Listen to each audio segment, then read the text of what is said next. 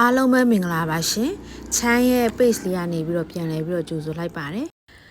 တိုက်ကြီးရောက်ရင်ဘာသာမှမသိတဲ့လူတွေအတွက်ချမ်းကတိုက်ကြီးမျိုးမစီရဲ့အနီးပိုချုပ်ကြီးရုပ်ရှိကကော်ရီစီချက်ဆိုင်လေးတစ်ဆိုင်နဲ့ချမ်းလေးဆက်ပေးပါမယ်သူ့ဆိုင်လေးကဆိုရင်ဖွင့်လာတော့တော်တော်နှစ်ပေါင်းတော်တော်ကြာပါပြီချမ်းတို့တည်တာတော့2020မှာချမ်းတို့ကစပြီးတော့စားပြတာပါအဲ့နောက်ပိုင်းလဲချမ်းလေးသွားရင်လည်းအမြဲတမ်းစားဖြစ်ပါတယ်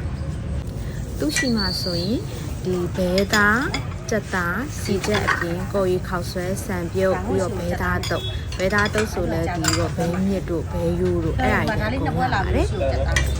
ချမ်းတို့အခုနောက်ဆုံးစားခဲ့တာကတော့ဈေးလေးကတော့ဒီစီချက်ကတပွဲကို3တာပေါ့နော်ဘဲသားကတော့အသားတော့တော်တော်များပါတယ်ဒီချမ်းရဲ့ဗီဒီယိုလေးမှာပြထားတဲ့အတိုင်းပါပဲချမ်းပြောတဲ့ထဲမှာပေါ့နော်အမားလေးတွေပါသွားတဲ့ information အမားလေးတွေပါသွားရင်လည်း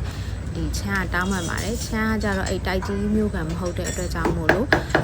မသိပါဘူးပေါ့နော်တိတ်မသိလို့ပါချမ်းတို့ကအဲ့ဒီတိုက်ကြီးမှာဆိုရင်ဒီချမ်းဝယ်တာ2020ကနေပြီးတော့ပဲအမှ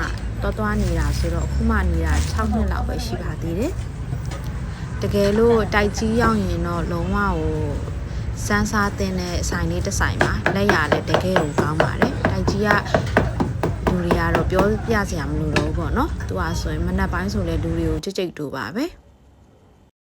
ချမ်းတို့ကဒီနေ့ကမနက်ပိုင်းစားတဲ့အတွက်ကြောင့်မလို့ဘဲသားတုပ်လေးမစားတော့ဘဲနဲ့ဘဲသားစီချက်ကိုမှခောက်ဆွဲနဲ့ကြာစံနဲ့ပဲမှာစားဖြစ်ပါတယ်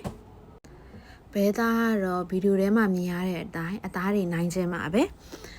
ပြီးတော့ချမ်းအဲ့ဒီမှာမစားမဖြစ်သူ့ဆိုင်ပေးကထမင်းကြော်လေးလဲစားခဲ့ပါသေးတယ်အဲ့ထမင်းကြော်စားတော့ချမ်းရဲ့အရင် blog လေးထဲမှာရိုက်ပြီးတဲ့အတွက်ကြောင့်မလို့ချမ်းမရိုက်တော့ပါဘူးချမ်းဗီဒီယိုလေးကိုအဆုံးထိကြည့်ပေးတာအားလုံးကျေးဇူးအထူးတင်ရှိပါတယ်ရှင်